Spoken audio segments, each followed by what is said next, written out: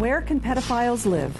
The Canadian public drove Bobby Oatway out of BC. Now they're trying to force him out of Ontario.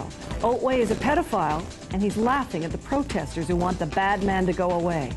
But where? Tell us today on Jane Hawtin Live. Stand by, Canada. This is your opportunity to have your say on today's most compelling issues.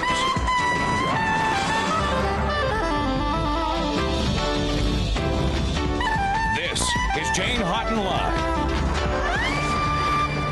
Hello, I'm Jane Hawtin.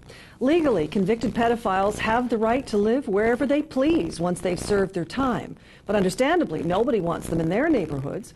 One of our guests today is Jim Stevenson, whose 11-year-old son was raped and murdered by a convicted pedophile and psychopath. Jim and his lawyer want Canada to enact a law which calls for sexually violent predators to be kept in prison indefinitely. However, some legal experts say this is going to be a violation of our Charter of Rights. Our 900 phone poll question today is, should pedophiles be locked up for life? If your answer is yes, call 1-900-870-0159. If your answer is no, call 1-900-870-0160. Each call costs 99 cents and you must be 18 or over to call. We'll have the results for you at the end of the show. The man at the center of today's story is Bobby Oatway. He's been convicted of such crimes as buggery, bestiality, gross indecency, and sexual assault. According to Alan Cairns of the Toronto Sun, Oatway's crimes were so heinous and took place over such a long period that he was given a total of 33 years of concurrent sentences. Of course, because they were concurrent and not consecutive, he only received 10 years. An RCMP officer says it's the worst and most bizarre sex case he has ever seen. Oatway's victims were his wife, her younger sisters, and his own children, including a son that he started sodomizing at the age of 2. By March 15th, Oatway had served 2/3 of his sentence and was scheduled to be released to a halfway house in Prince George. But Miriam Switzer said, "Not in my backyard." The community's outrage prompted Oatway's move to a halfway house in Toronto. And now Metro Councillor Dennis Fatinos is leading a campaign to kick him out of that city. Dennis joins us in the studio. Miriam is in Prince George. Welcome to both of you. Hi, Jane. Good morning. Hi. Miriam, let's start with you because you were tipped off that Oatway was coming to your community and you went into action. Yeah, it was the front page story of the Prince George Citizen. I believe it was on Thursday, 8 days before he was due to be released. I read the story.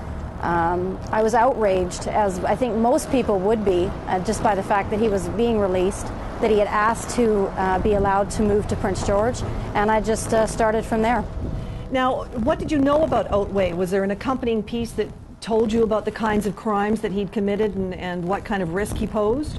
Yes, the paper printed what he was convicted for, and also the 1993 Parole Board report on him. So I knew what he'd done, what he'd been convicted for again, and what the Parole Board had to say about him. Mm-hmm. And what did the Parole Board have to say about him? Well, what they said was that he had refused certain kinds of treatment, had shown no remorse or empathy for his victims, and simply seemed not to really care about what he'd done. Now, tell us a little bit about Prince George. It's a blue-collar town, and you were able to very quickly organize people, I gather. Yes, it's very much a blue-collar town. We have a lot of community support. I have 4 children of my own. I've lived here for 13 years. It's really a wonderful place to raise your kids, and the community support was excellent. I had a front-page story put in the Citizen the next day, which was Friday, which was a week before he was due to be released, and we went from there. Now, what kind of neighborhood would he have been released to if he'd come to the halfway house there? Well, there's several halfway houses in town. One of them is located in the downtown area, and then there's a couple more in residential areas around the city. Right. Well, I want to bring Dennis into this conversation because, as you know, Miriam, good on you. You waged a good fight, but your problem now became our problem here in Toronto. Yes. And Dennis, you took up the battle, but you didn't have the luck that Miriam had of getting warning that he was coming. It looks like they slid this guy into Toronto in the dark of the night.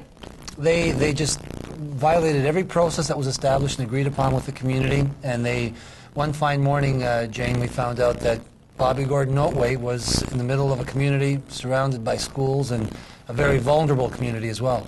Mm-hmm. And so you went into action.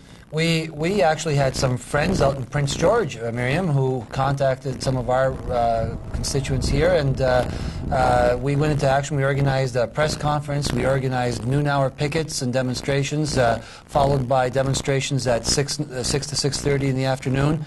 We have a public meeting scheduled, and we've just started petitions, and we're getting the message across the whole municipality. But where are we going to put this guy? I mean, Miriam, if we can't have him in Prince George and we can't have him in Toronto, where does he go? Behind bars. That, of course, would be the optimum solution. My point, too, was not simply to have him removed somewhere else. I always said that if he wanted to come to Prince George, that's fine. But what we needed to do, was make sure that we as the public and as parents knew what this man looked like, knew what halfway house he would end up in, and go from there. We as the public have a right to know where this man is, and not simply to have him slipped into Prince George unnoticed and unrecognized. And I can understand people in Toronto's concern, but there's no way that should have happened. And we really have to thank our RCMP constables out in Prince George who really let us know he was coming and also released his picture to the paper. Now, if I understand you correctly, then you're saying that you would be willing to have him there?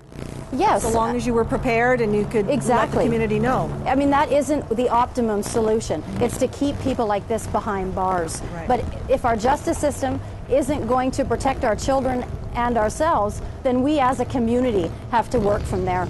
Well, you know, correct me if I'm wrong, but my sense of what's happened here is that from everything that I've heard about this case, Oatway decided where he was going to go. Precisely. And he didn't want to come to Prince George once he knew that you, Miriam, had got the community all stirred up and that everybody would know he was there. Yes. So it looks as though, did Corrections Canada collaborate with him to let him come secretly into Toronto? I'm not sure if it was so much he picked Toronto, but my understanding is that he has a friend up north here who called him, let him know that there was a big stink being raised, and he decided that no, this wasn't where he would want to go. And we've got him in our backyard, and you're right, absolutely, Jane. I mean, Corrections Canada seems to be clearly on the other side of the fence here. They are not on our side. They have been less than forthcoming with information. They have been not as straightforward about the facts of the case as we would have liked them to have been, and they have hidden the truth from us repeatedly. So they're clearly not on the side of the community in this particular case. But you're not willing to let him stay now that you know he's here. No, absolutely not. I mean, we don't want him to stay in metropolitan Toronto. So this is a larger city, and we don't want him sent back to Prince George either. We you know, and I think Miriam is right in that that's a good community where they can raise children. We want him to be put back to fill out the balance of his term. And we understand that there are methods that are available to the Solicitor General and the National Parole Board to do that. And we want the legislation changed so that if he in fact is as dangerous an offender as we have been told, that he be kept behind bars indefinitely or until such time as he or someone can say, we can guarantee you that Gordon Oatway will not reoffend. The moment no one can give us that guarantee, the community does not feel safe knowing what this guy has done in BC. Exactly. Do you think a deal has already been struck, though? Because I don't understand why they wouldn't have had this guy declared a dangerous offender. I mean, if you look at 33 years, even concurrent, I mean, is nobody looking at that when they're considering this man for parole? Well, you know what we were told by Corrections Canada, some members of the community? Well, folks, it was only his family that he has sexually assaulted. It wasn't the general public. It's not like other pedophiles who've gone out and sexually assaulted others. This was just his family, as if to make it less serious, and as if it was okay. And those 8 years that Gordon Oatway's presence, or Gordon Stevens, Miriam, as you all know him as well out there, are unaccounted for. You know, we don't know whether he sexually assaulted anybody else or what else he did. And it's just the attitude of Corrections Canada that somehow his crimes are not as serious, perhaps, as some of the others because they were his own family. That is just such a rotten, despicable attitude. And the other thing, too, is, if I can interject here, is that he plea bargained away an awful lot of things that he was charged with as well. I believe there was originally 41 counts. And I find it interesting, too, that Corrections Canada would have that attitude that it was only his family. It doesn't matter who it is. And my point as well is that why should this man get to come into any community, live what for him is basically a normal life? People who have been abused have to live with this from the day the abuse happens until the day they die. They don't get to go home. That safe place has been taken away from them. They don't ever get to live a normal life again. So the perpetrator of these crimes certainly should not be given more consideration than the victims. And that's really what has happened with our justice system. You're with Jane Hawtin Live. We're going to open the phone lines to you at 1-800-510-JANE. We want to talk to you about what you think should be done with these pedophiles. Where do we put them? We can't have them in Prince George. We can't have them in Toronto. What do we do with them? 1-800-510-JANE. We'll be right back. I have the campaign to keep Bobby Gordon Oatway out of town going. Yeah. And I'm wondering if I could drop a poster off with you. Whether it's here or anywhere else, it doesn't matter. Sad thing is, if we let him in, we don't let him in here and he feels uncomfortable, he's going to go somewhere else.